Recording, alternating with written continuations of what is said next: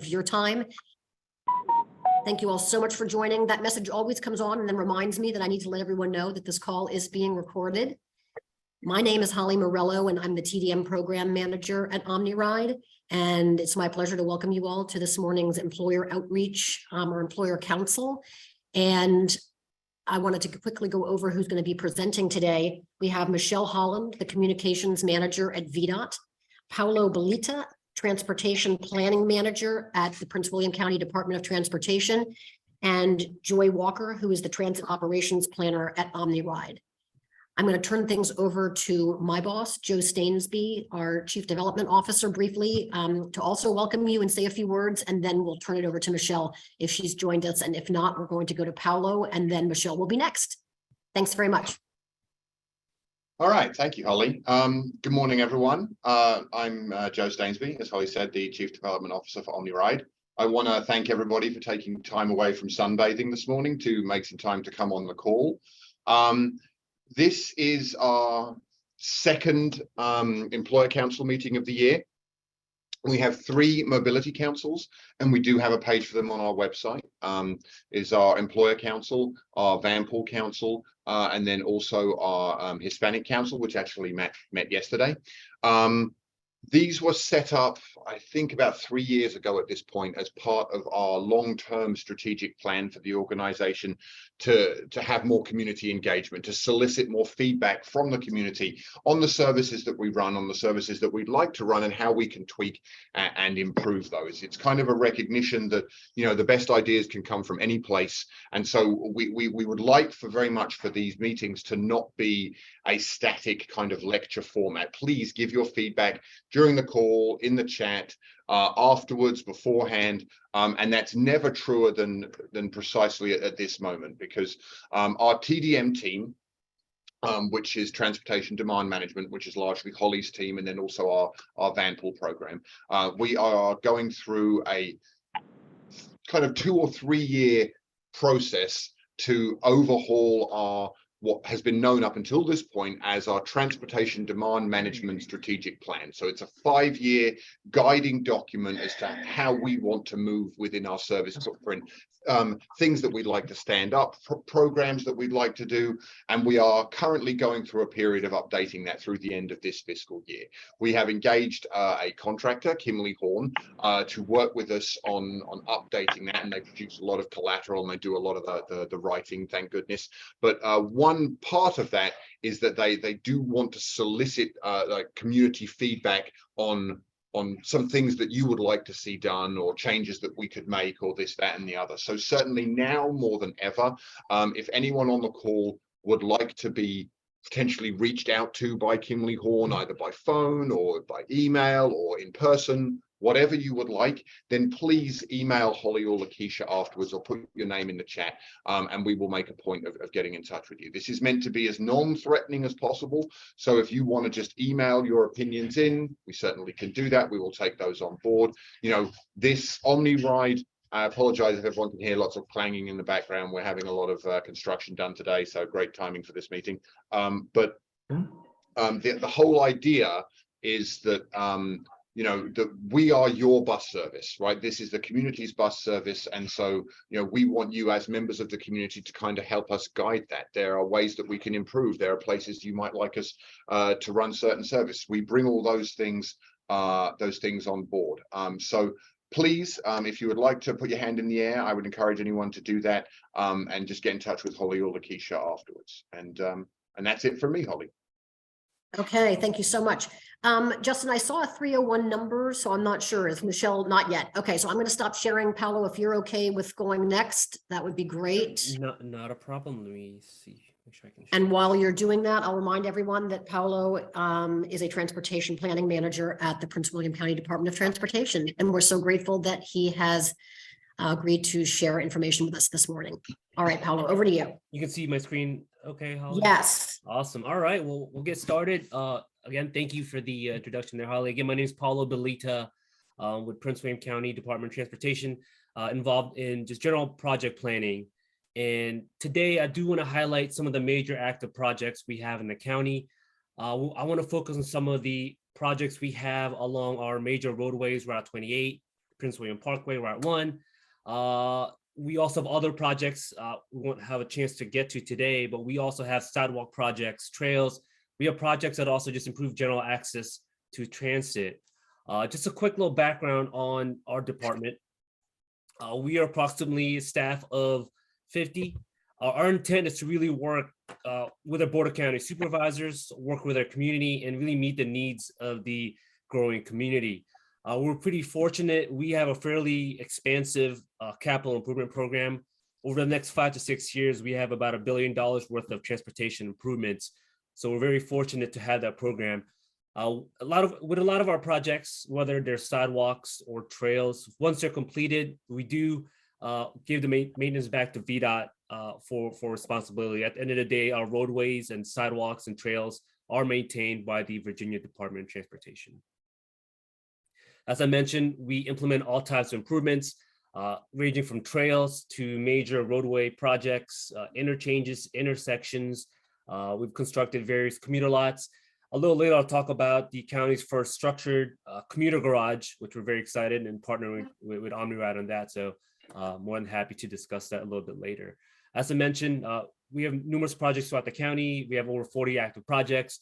I'll send this PowerPoint to Holly after the meeting. We have an interactive map where you can pan around the county, see what improvements are and some of the status of some of these improvements. Switching over to major active projects, I'll highlight some active projects we have underway. One of our largest projects we currently have to date is the Route 28 bypass project. As we know, the 28 corridor is very congested, especially between the city of Manassas and as you go into Fairfax County. So this project constructs a new 4-lane roadway west of existing Route 28. It'll start in 2026. It'll go from where Godwin Drive intersects with Sudley. It follows a right-of-way here that's Flat Branch.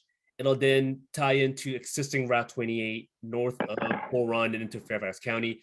Like I said, it's a major project. We're still under design. We likely won't begin construction until 2026, but once completed, it'll be a major game changer for the county, a game changer for OmniRide as they can better access 66, not just through Prince William Parkway or Sully, but also get through 66 along the 28 corridor through Centerville and in Fairfax County. Some other projects near completion. This is the Route 28 widening project. This is south of Innovation by the Broad Run VRV station. This is the widening from 4 to 6 lanes. It's completed out there. We're wrapping up some other improvements. We're connecting a trail on Residency, but this is completed and all the signal work is in place as well as the roadway improvements itself. So this is, if you're not too familiar with the area, this is where 234 intersects with 28, just south of that by Farm Brew Live. The next couple slides there, I want to highlight some major projects we have along the 234 corridor. As we know, during peak hours, we're seeing a lot of congestion, mainly because of the traffic signals. So our goal over the next 5 to 10 years is to eliminate some of these signals via interchanges or other innovative intersections. We have a project at the intersection of University Boulevard and the Parkway. We're creating a what we call quadrant intersection. So we're moving some movements around. At the end of the day, you're going to see more green time on Prince William Parkway. So if you're out there, we've begun construction. This is underway and should be completed late next year, early 2024. One of our other major projects, especially not too far from the Western Maintenance Facility, is the Ballsford Road Interchange. So you're seeing construction there now. You're seeing some of the bridge work, still moving a lot of dirt. This project should be completed by summer of next year and should be open to the public early next year. So this is ongoing. This is going to realign Ballsford Road where it intersects with Prince William Parkway, just south of 66. Another interchange we have at the 234 corridor is the Brentsville interchange. This is the junction of Prince William Parkway and Dumfries Road, just south of Manassas. Another very exciting project. It's an innovative intersection. You can see there's a lot of movements going on. Project is a design build project underway, which will be completed in 2024. Some key elements we did want to highlight, and really this is based on input from the public, is we're constructing our first pedestrian bridge as part of the project to connect some of the trails on the south side and north side of the interchange. So this is very exciting. Also, if you're out there, we've moved some trees and construction is moving along fairly quickly. Another improvement along the 234 corridor. This is not too far from Godwin Drive. This is off Clover Hill and Harry J. Parish, just north of the airport. It's not an interchange, but it's what we call a bow tie intersection where we're installing two roundabouts on Clover Hill on north and south side of the parkway. Essentially, what we're doing is moving some movements around. We're restricting left turns. At the end of the day, we are adding green time on mainline Prince William Parkway. This project is still under design, which should also be completed by 2024. We don't have funding for construction, but that is something we are applying funding for moving forward. Just moving east slightly, this is the intersection of Prince William Parkway at Minnieville Road. This is actually adjacent to the recently approved Quartz development. The Quartz development is actually moving forward with the design of the interchange, and the county will be taking over the design and moving into right-of-way construction. It's underway. Design will last for approximately 18 months, and then we'll move forward into right-of-way construction. What the intersection consists of is what we call a SPUI, a single point urban interchange. And in this specific design, we are taking Prince William Parkway to go under Minnieville Road. It'll be unsignalized. The signal will occur at grade at Minnieville Road there. So what we're trying to do here is similar to Route 234. We're really trying to remove signals and improve throughput along the corridor, and really working with also OmniRide. Our intent is just to facilitate better movement for this express bus services along some of our major primary roadways. Just west of that location, this is the intersection of Old Bridge Road at Prince William Parkway. It's not an interchange project, but it is a major realignment project. As you know, if you approach this location, it is a triple left if you're going west from Parkway to stay on the Parkway, and then you have Old Bridge Road here. And currently, it's an interesting situation where the Parkway tees into the intersection, and if you want to stay in the Parkway, you have to either make a left if you're going westbound or take the slip lamp going right. This project will realign that roadway so your Parkway is the main movement, and Old Bridge will then tee into that intersection. So this project is underway. We're in design, and this project will be completed sometime in 2026. Staying in the Old Bridge corridor, this is the Old Bridge Road at Occoquan Road intersection improvements project. It's essentially a safety and operation project. If you're familiar with this location, this is just west of Gordon Boulevard. If you travel west to go to Lake Ridge, you have that sharp roadway or sharp intersection at that location. So what we're doing is we're realigning that roadway. So we're having a better sight line, just overall improve operations at this intersection. This project is underway, under design, and will be completed in 2026. Switching over to the east end of the county along the Route 1 corridor, we have a project to widen Route 1 in the town of Dumfries. This is within the town of Dumfries limits, but we are working with them to implement this project. Right now, we are under design and going to the right-of-way phase. But ultimately, what the project's going to do is to widen the northbound lane, which is 2 lanes, to 6 lanes, which will be your primary movement. The current southbound alignment will be the new main street for the town of Dumfries. So this is a very exciting project, not just for mobility, but from an economic development point of view, as we're creating a downtown or an old town area for the town of Dumfries. So this project will be completed in late 2027.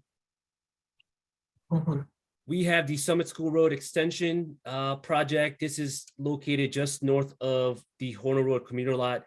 We are extending Summit School Road to tie into Telegraph Road, just creating a new 4-lane connection. This will really improve access to both the Horner Road and Telegraph Road commuter lots. This project is in the right-of-way phase. We're actually beginning construction. This will be completed in 2024. This should have been earlier in the slides. This is actually in the west end of the county. This is our University Boulevard Extension project. As you know, if you're familiar with the west end of the county, we have various segments of University Boulevard not connected. At the end of the day, we're going to make all those connections. This is one of those missing connections. This will be completed in summer 2024. And then I mentioned the interchange earlier at Prince William Parkway and Route 234, Balsford Road and Route 234. There's also a widening component of that project. This will be completed in later of 2023. The exciting thing about this project is we're widening Balsford Road from 2 to 4 lanes. It improves access both to the Western Maintenance Facility for OmniRide, but also the commuter lot there at Century Park Drive and Ballsford Road. Going back to the east end, we have a project to widen the Neabsco Mills Road from 2 to 4 lanes. This widening is occurring right in front of Freedom High School. Project is underway. We are doing some clearing. This should be completed in early 2024. So this is really going to improve access both for the Northern Virginia Community College, Freedom High School, and just general improvements if you're trying to access Route 1 from Dale or from Stonebridge. I had mentioned earlier the Potomac Neabsco Mills Commuter Garage Project, a very exciting project. This is the county's first structured commuter garage project. This is going to be located just south of Opitz in Stonebridge. It'll be 1,400 spaces. Really working with OmniRide here. This is going to be a future hub for OmniRide. We're going to accommodate even future charging stations, future usage of either new technology for OmniRide. So this is an exciting project. It's a design build project. We are looking to start moving dirt early next year, and this project will be completed in summer of 2024. If you're located along the Route 1 corridor, you see a lot of road work going on. This is the widening of Route 1 between Featherstone Road and Mary's Way. We apologize. We've been out there moving dirt for a while. A lot of the issues we've had is utilities. We want to make sure that the utilities can get constructed or be put into place. We have a duct bank. What really delayed the project is utility companies run on their own schedule. We can create the duct bank for the utilities, but at the end of the day, they're the ones responsible for putting in the utilities underground. But with that, we're in the roadway portion of the construction. We've completed certain segments. This is, like I said, underway. The intent is to be substantially completed by summer next year and fully completed by fall 2023. So just a little bit longer. Next couple slides are not county projects, but we did want to highlight since they're important mobility improvements. This is the improvements at the interchange at 95 and 123. It's an improvement that VDOT is implementing. They're looking at reconfiguring some of the ramps so they're able to get additional lanes under the bridge. We know that this is the biggest choke point, not just for the county, the region, but really, the 95 corridor in this side of the country. So the intent is to add an additional lane underneath the bridge where we have a choke point underneath 123, excuse me. But to do that, you're going to have to reconfigure some of the ramps and deal with some of the different movements. So looks like completion for this will be in 2027, but it's more to come on this project. But we did want to bring it to everyone's attention as we know this is a major bottleneck for the county. Related to that is the southbound lane project. Going back here, this is probably a better map. VDOT is extending the on-ramp.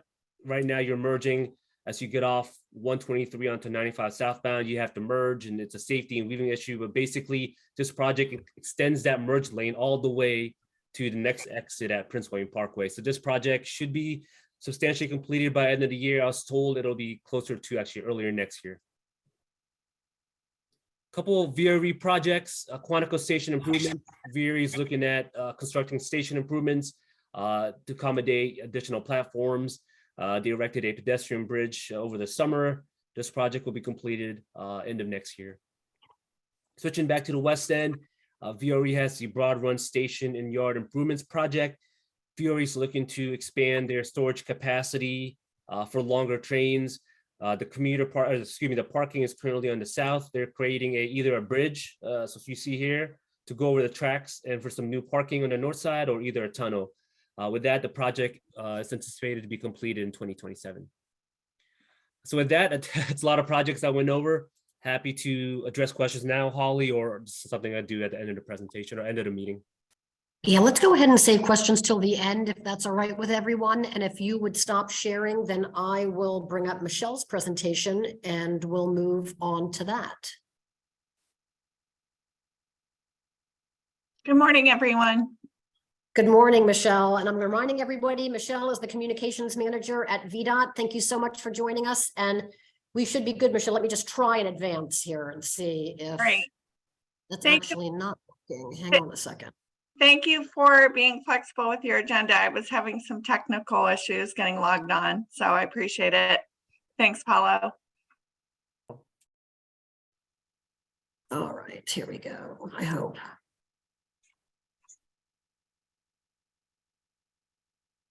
Click on enable editing. It should be able to open it up for you. I don't see that. You don't have to- Oh, here we go. I see it.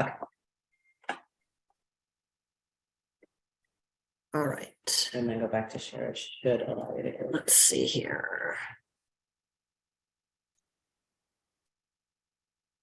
Oh. All right. Sorry, everybody. Here we go. Okay. Michelle, you're up. Okay, great. Thank you very much. Good morning, everyone. Hope everyone is doing well and having a safe morning. We're giving an update on the 66 express lanes that are now open, but we'd like to kick it off by just kind of an overview of the regional express lanes network that VDOT now is working toward here in our region. Now that we have the 66 express lanes open, we are very close to reaching our more than 90-mile express lanes network that is planned for here in Northern Virginia. That consists of 81 miles of express lanes that are currently in service. We have, of course, the 95 express lanes, the 395 express lanes. So drivers currently can ride the express lanes from Stafford County clear to the DC line. We have the 14-mile express lane facility on the Capital Beltway on 495. We have the VDOT operated 9-mile stretch of express lanes on 66 inside the Beltway, and those operate during rush hours only in the peak commute directions. And then we have our 22.5 miles of express lanes that just opened on 66 from 495 clear to Route 29 in Gainesville. So that's a 22.5-mile corridor. We do have 13 miles of new express lanes that are currently under construction. We have a 10-mile extension on 95 from Stafford County to Fredericksburg, and I believe that is slated to open next year. And then we have a 2.5-mile extension that we're currently building on 495, taking drivers from where the current 495 express lanes ends at the Dulles Toll Road interchange to essentially the American Legion Bridge. We are also building an express lanes access ramp off of 95 to and from Opitz Boulevard in Prince William County. That construction just kicked off, and as Paolo mentioned earlier, that will provide convenient access for commuters wanting to get in and out of the new park and ride garage that the county is building. We have 11-mile section under study. We're currently doing an environmental assessment, looking at express lanes as an option on the south side of the Capital Beltway from about the Springfield interchange across the Woodrow Wilson Bridge into Maryland to the 210 interchange. So that kind of details where we are as a region in terms of implementing express lanes. Next slide. Hopefully most of you are familiar with our 66 project. We've been under construction since late 2017. Just a recap, it's a $2.3 billion design construction project. It is a public-private partnership between the Commonwealth and the I-66 Express Mobility Partners, which is a consortium of toll operator investor companies, including Cintra, Meridian, and AP Lang. Through the partnership, the partners, it'll ultimately result in about $3.7 billion worth of transportation improvements that the Commonwealth will see based on the partnership agreement. We have built, or the team has built 4 new express lanes, 2 lanes in each direction that are adjacent to the 3 general purpose lanes in each direction. On the eastern part of the corridor, from where the metro ends to about, I believe, Route 50, in that area, there is space preserved in the median of the roadway so that it can be converted in the future should transit or metro be introduced in the future. So that space has been preserved. We've built and opened 2 new park and ride lots that are out in the western part of the corridor in Prince William County. That provides over 3,200 new parking spaces for commuters that want to carpool. We're also still working on finishing up the 11-mile bike and pedestrian trail that is being built adjacent to 66. There's also new pedestrian facilities across all of the new bridges that have been built as part of this project. So that has resulted in new sidewalks, providing safer and access for pedestrians and connections to other bike paths throughout the county, through Fairfax County. This is a long-term partnership. Our agreement with EMP goes for 50 years until 2066. Next slide.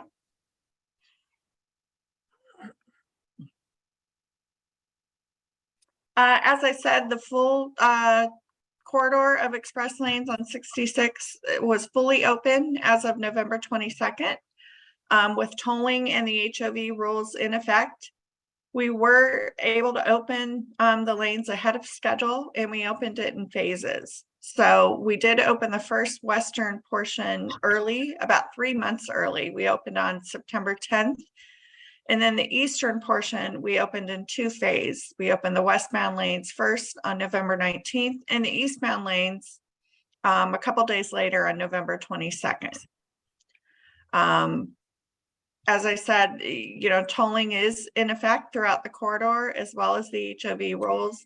We are letting audiences know that there are construction activities that will continue throughout the corridor.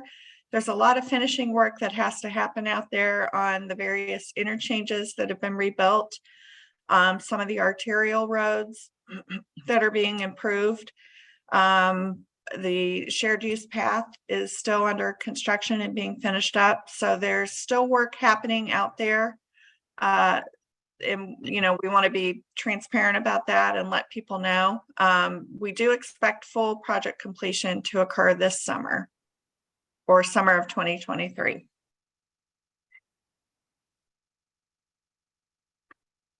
Okay, one thing I did want to mention, which Justin just reminded me of, the space that we have preserved in the middle of the corridor, it actually runs from where the current metro and the Orange Line ends in Fairfax County. So the eastern part of the corridor, that space is preserved to Route 29 in Centerville. And that is to accommodate future transit stops that are planned at the Fairfax Government Center and Stringfellow. Next slide, please.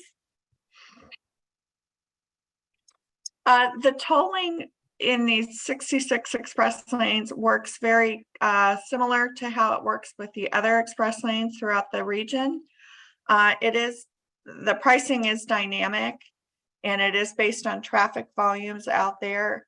And we do that so that we can manage the demand for the lanes and keep them free flowing, so that anybody who's choosing to get toll and use the lanes or choosing to carpool and use the lanes for free, they will have a reliable trip that they can depend on. And that's the basis of the dynamic tolling. The way that the corridor is broken up and tolled on this particular facility is it's done by segments, and that is because of the length of the facility. It's 22.5 miles. Therefore, in order to keep the pricing accurate and reflective of traffic conditions, so that drivers are getting a fair price and it's representative of the traffic volumes, they have divided it up into tolling segments. So if you're traveling eastbound, there are 3 tolling segments, and if you're traveling westbound, there are four tolling segments. And what that means is before you have the opportunity to enter into one of the segments, you will see toll pricing signs that tell you what your prices will be to destinations within that segment. And so that way the drivers know what their price will be. They'll lock their price in if they choose to enter at that time. And then they have an opportunity to get out at certain points in the corridor and get back to the general purpose lanes if they so choose. It's similar to how it is the pricing works on 95, different than what we have on 495, because 495 is just told in one segment. But again, it's based on the fact that the corridor is so long. It's very hard to predict or to price accordingly. If you're entering at Route 29, it's hard to predict what the conditions are actually going to be up in Fairfax so that you're getting, you know, the best price, the most accurate pricing. Next slide. The toll payment methods, we encourage everybody to have an Easy Pass if they're traveling on the express lanes throughout the region. That's the easiest way to pay your tolls electronically. And if you're traveling as HOV, you do need to have that Easy Pass, and you need to have an Easy Pass Flex that is switched to the HOV on mode. Express Mobility Partners is offering other payment options that they are running through their operation. Information can be found at their customer-facing website, which is ride66express.com. And there's also a toll-free number that they have staffed by customer service agents. That number is 833-643-2867. Express Mobility Partners also has an in-person customer service center. It's located right out up of Ballsford Road near the new Park and Ride that is just open. So that is also staffed during business hours. Next slide. Hopefully you're familiar with EMP's website and the outreach that they have been doing. I know they've been doing a lot, particularly out targeting potential customers out in Prince William County. So hopefully you've seen some of their coverage in media. But their website is ride66express.com, and that's really where we want drivers and users of the express lanes to go to get information. On their website, they will be able to get information about the payment options that I just mentioned.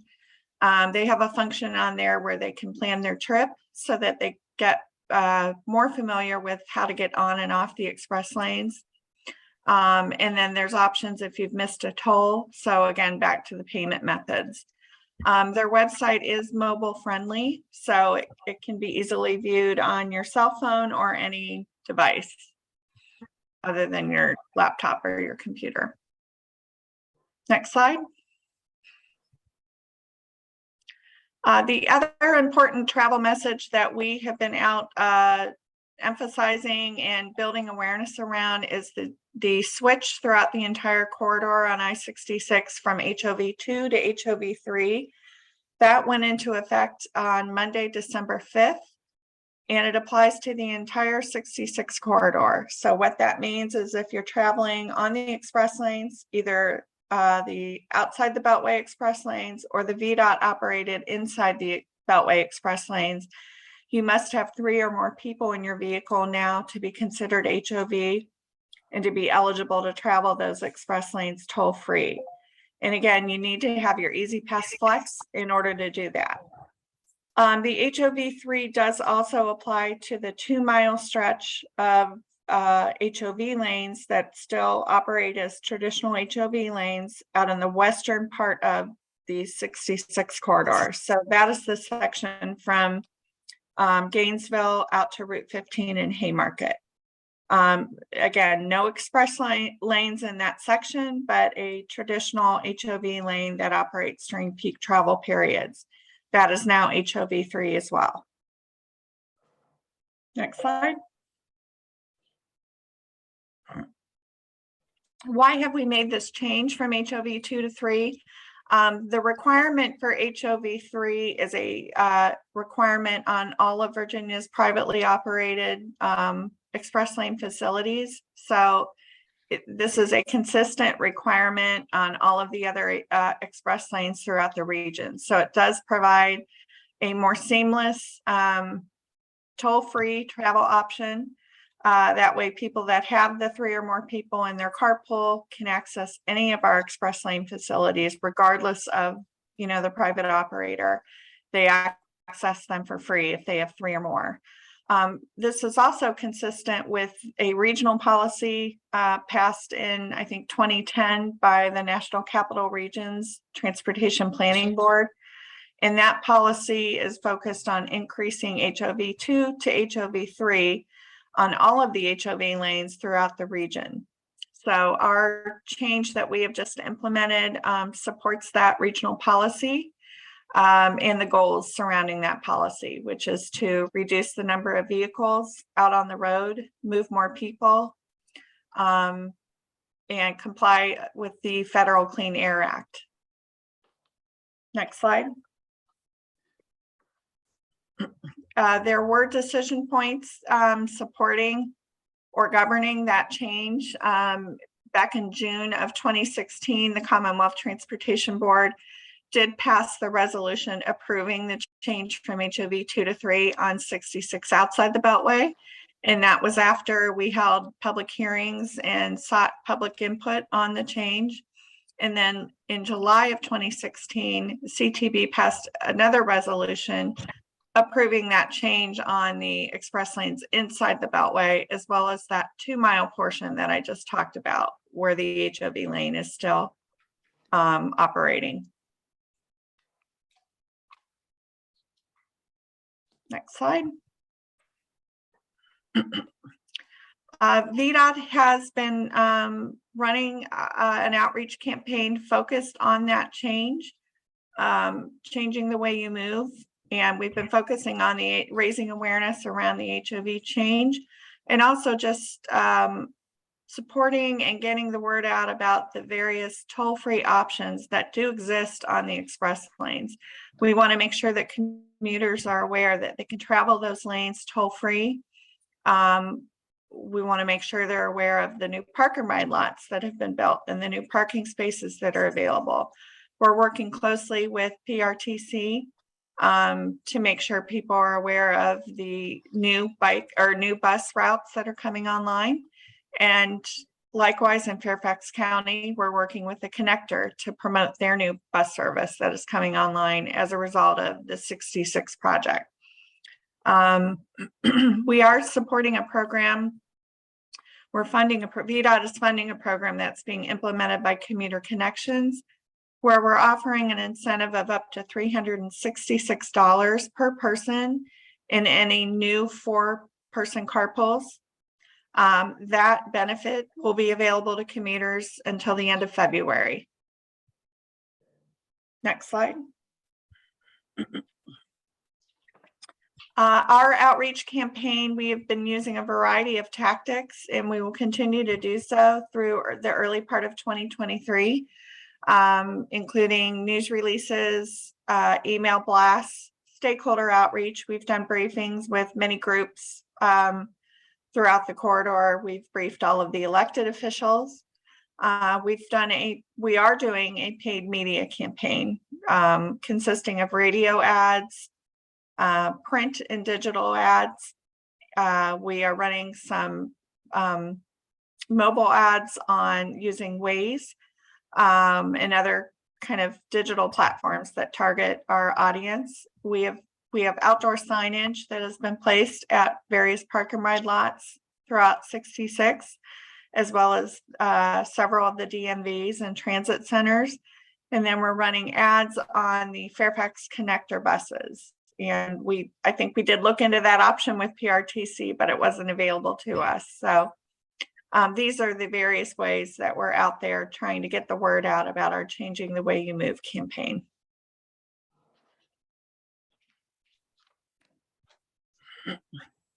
I think I covered everything on this slide. This just, again, touches on the carpool incentive program that we are working with Commuter Connections on, as well as the expanded bus routes that are coming online throughout the corridor. And we still have our van pool incentive program in place as well for new van pool formations, and that will also continue until the end of February. Next slide. Hey, Michelle, one piece, if I may, real quick, that the new H incentive, the cash money for the new HOV free carpools on there. You need to sign up by February 28th. So now that the lanes are in process, we have a 90-day sort of carryover period to join in. But you just have to have started your program by February 28th if folks are interested. So that's your get going date. Thanks. That's good to know. That does provide people a little more time. So thank you for pointing that out. This is the new park and ride lot that we built as part of the 66 project. This is out off of University Boulevard in Gainesville. This was one of our early project milestones. We opened a portion of the lot back in, was that 2019, Justin, or 2020? 2019. October 2019. Yeah, so that was an early project milestone so that we could start to provide some service to carpoolers and commuters. That is fully open now, and it does have access right off of University, or no, it has an access ramp to and from the express lanes. So there is easy access for the buses and the carpoolers that want to take advantage of this parking lot. And in the months ahead, you will be able to get into that off of Route 29. There's still some utility work and some other stuff happening through there. So that second access point will be open in the coming months. But still plenty of spaces available for people in the meantime. Great. Next slide. This is the second commuter lot that was built as part of the project. This is off of Balls Ford Road. And also in Prince William County in Manassas. This has a very easy access ramp. I've used it myself to and from Balls Ford Road. It takes you right into the parking lot. Also further up on that road is where EMP has their operations, their customer service center. That's also their headquarters for their operations and maintenance. They're responsible for maintaining the express lanes on 66, and that includes snow removal. Of course, they're working, in partnership with VDOT, but that is something that there is part of the agreement with them. So they do have a brand new operation and maintenance facility there right off of Balls Ford Road. You'll still see some, I think a portion of that lot is being used as a staging area for EMPs and FAM construction. So you'll still see signs and different equipment and materials that they have stored down there, but it is an open lot, and we're hoping that people start to use it and take advantage of it. Next slide. Thank you. I did want to mention that there is a new park and ride lot too in Fairfax County that the county is building through project concession funds. That's off of Monument Drive. That is still under construction, slated to be open in 2023. That also has direct access off of Monument Drive to and from the express lanes. So that's a third new park and ride lot coming online as a result of this project. Altogether, we're going to be providing more than 4,000 new parking spaces for commuters. Thank you so much, Michelle. Much appreciated. And we're going to save questions till the end. Joy, go ahead and feel free to share your screen. And while you're doing that, I'll remind folks that Joy Walker is a transit operations planner with OmniRide.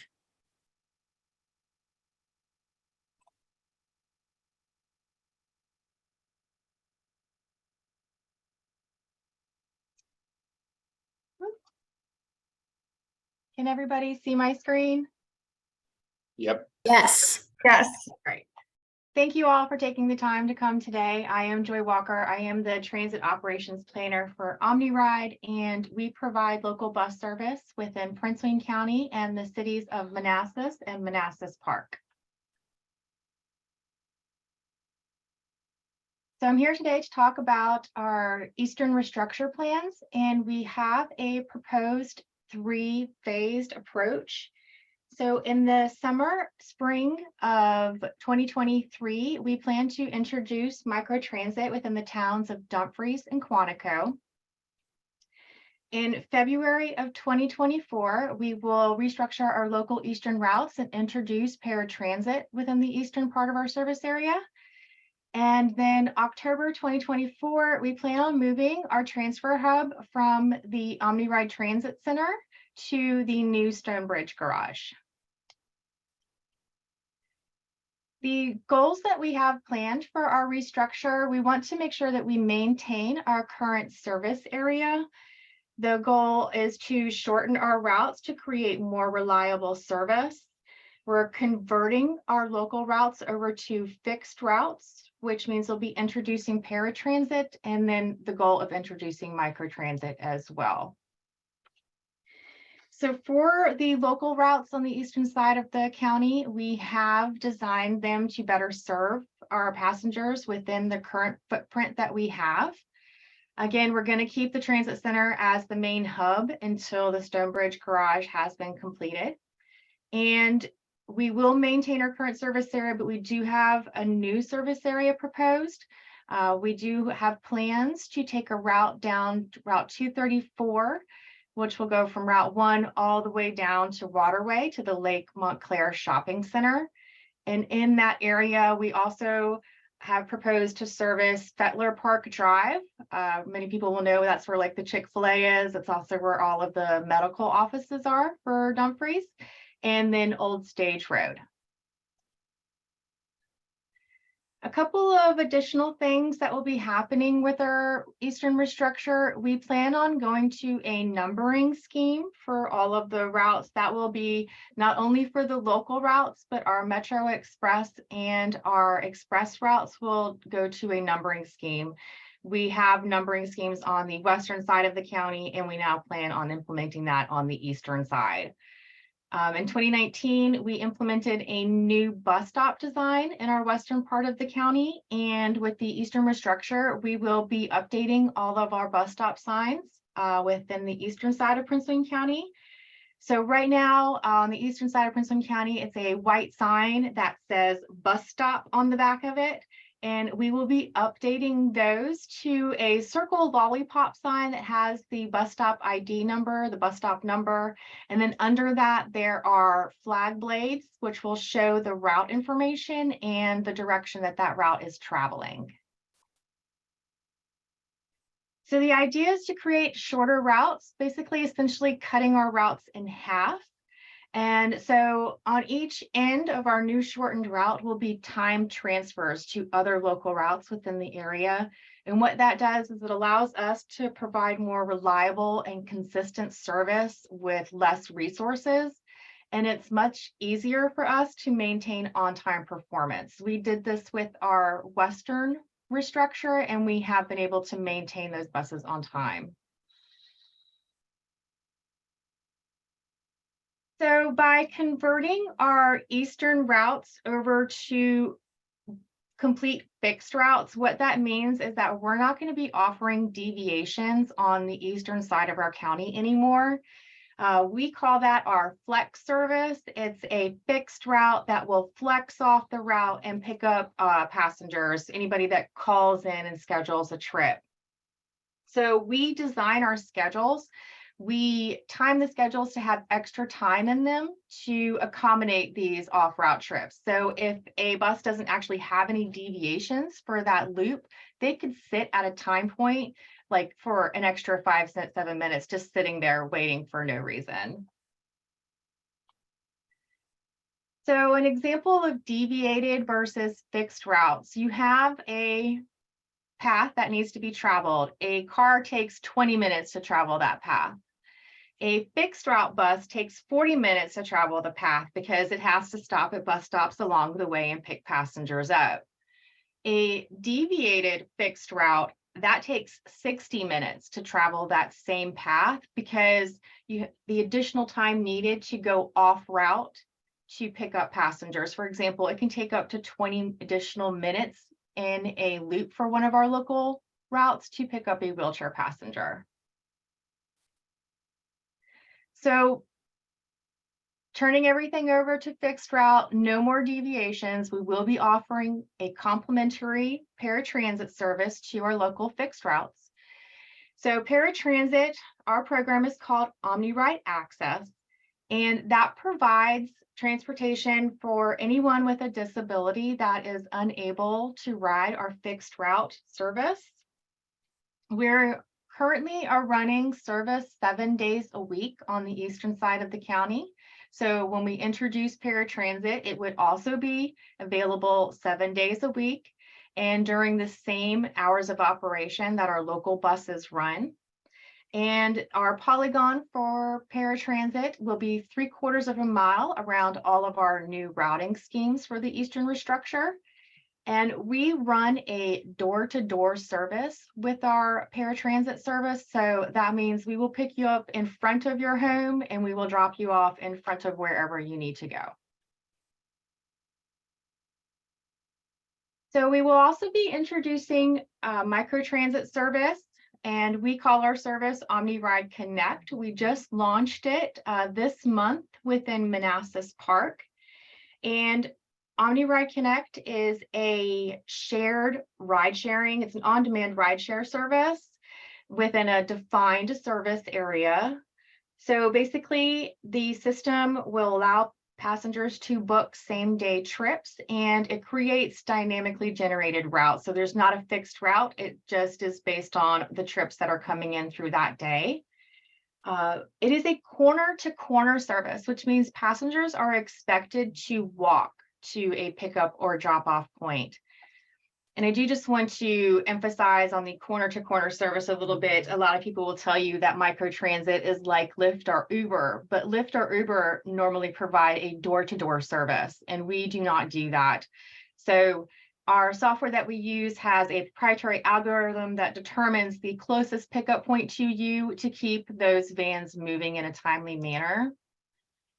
So for example, this is our Manassas Park microtransit polygon. All of those blue dots that you see in there are what we consider our virtual bus stops within that polygon. So anyone requesting a ride from a specific address in our Manassas Park polygon will have less than a 1/4 mile walk to any pickup or drop-off point. So the timeline for introducing microtransit, we will be going to our board in January, and we're going to be asking them to purchase 2 new vans to run the service within the town of Quantico and the town of Dumfries. And we're going to hold public hearings in February. And in February, you can see the new microtransit zone and make comments on it. In 2023, we'll make any adjustments to the zone needed, and we'll go back to our board and ask for them to approve the service. And we have plans to start the service in April and May of next year. It really depends on when those vans are going to be delivered to us and if they're in stock or not. With our Eastern Local Restructure timeline, we will be going to public hearings in May. And at that time, we'll be presenting all of our new bus route options and the transfer points that will be set up for each route and any of the new bus stops. And we will be holding more public hearings than we normally do because we want to get as much feedback from the public as possible. We're going to take June the following month to take all of that feedback and modify our plans to accommodate the passenger needs. We will go to our board in July of next year and ask them to approve our new modified plans and introduce paratransit along with our new local fixed route restructure. And then we will be implementing the Eastern Restructure in February of 2024. And at that time, paratransit will start up within the eastern side of the county as well. As I mentioned, the third phase of our Eastern Restructure will be moving our hub from the Woodbridge Transit Center over to the Stonebridge Garage. As previously mentioned, that garage is planned for completion in the summer of 2024, and our goal is to move over there by that fall. And that is all I have. Thank you, everybody. Thank you so much, Joy. You did a perfect job. Everyone did a perfect job. Thank you so much. Staying right on time. We've got 4 minutes for Q&A to stay on time. So folks, feel free to unmute yourselves or put your question in the chat. We have Paolo and Michelle and Joy all still here to answer your questions if you have any. Holly, I very selfishly have a question. So I apologize. I'm not. No, it's good. But this, I guess, is a question potentially for Michelle. So we have the new I-66, the express lanes now have a 7-foot height requirement. We have a few van pools that operate HOV3 that are taller than 7 feet. In fact, about 150 of them, right? And they could be getting potentially charged the increased toll rates as opposed to being HOV eligible. So is there something that we're going to be able to work out potentially where, you know, like they can be exempted from that? Because I know it's meant to pull in like box trucks and, you know, this, that, and the other, and obviously not van pools, but we just don't want them to get kind of broomed up into a category that maybe they're not meant to be in. So I'm just wondering what we should potentially tell them. Right. If we have run into that already as well, if vehicles do exceed that 7 feet tall classification, but they are used, in fact, you know, to carpool, they do need to contact Express Mobility Partners, and they will work with them on an individual case-by-case basis. I know they have already exempted a couple of other vehicle drivers, van pool operators, carpool operators that fall into that same category. So, and we can talk offline about it, Joe, if you've got, you know, specific individuals that need help, but do encourage them to reach out to Express Mobility Partners, either through their website, phone number, or in person to see about getting an exemption, because I know they are willing to work with individuals. Okay, great. Because I think what we'll probably end up doing is, you know, having the program staff craft a message that we would blast out to the vans that use the corridor. And so I just want to make sure that we're pointing them in the preferred direction.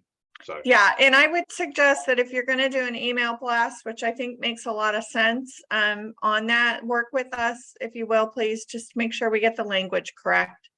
Yeah. And we're getting them to the right place. yeah, and to Justin's point that he just put in the chat, 19, that is correct for 66, but that does not incorporate 95, which is massively higher than that. So yes. All right. Thank you. Sure. Yeah, and Transurban adjusted their pricing on 95, their pricing scheme, if you will, on 95 as it relates to vehicle height, but they did not put the 7-foot trigger point for HOV eligibility versus non-HOV eligibility. So the folks coming up the 95 corridor shouldn't be experiencing that. So far, this has just been unique to 66. Okay, good. Well, that's good to know. Just for your concerns from a volume standpoint. Yeah. All right, well, we are at 10 o'clock, so if folks need to leave, I totally understand. But if anyone wants to ask a last minute question here, I'm sure our speakers would be willing to hang for a couple minutes. So feel free to do so. I'll pause a beat to see if anyone takes me up on it. I had one question, Holly, and my question is towards Michelle. How you doing? Thank you for your presentation. Good. Thank you. I wanted to discuss the Easy Pass. I know we have our buses running 66, 495, 95, and occasionally we've been getting bills.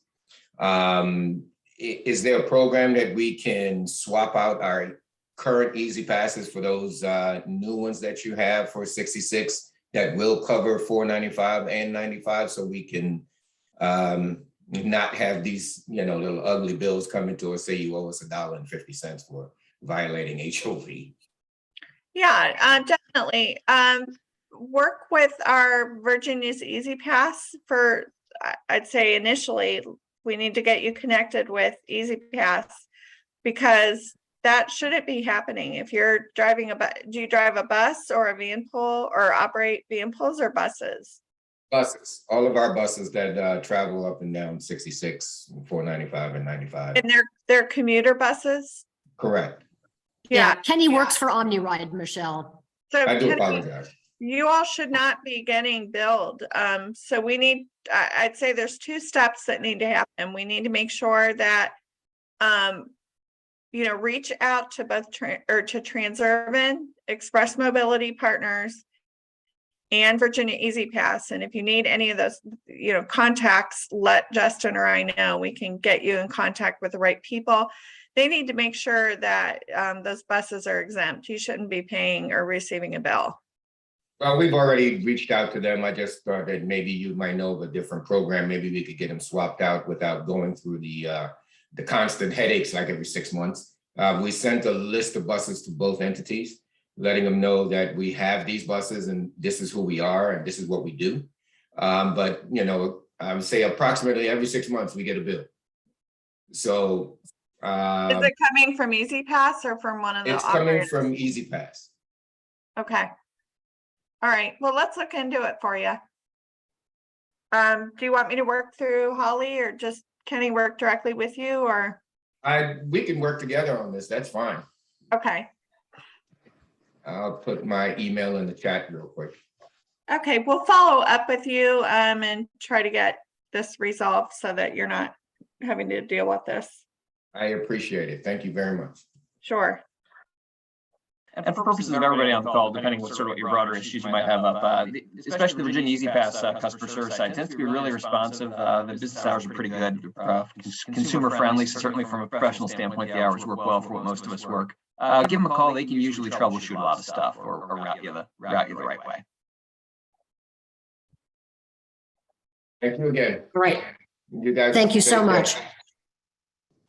All right, last call for questions, folks. All right, I'm not hearing any. So thank you so much again for joining. All the presenters, thank you so much for giving us your time today. And happy holidays to everybody. We're getting closer. Take care. Thanks, everyone. Thanks, Holly. everyone. Take care. Bye-bye. Thank you, everyone.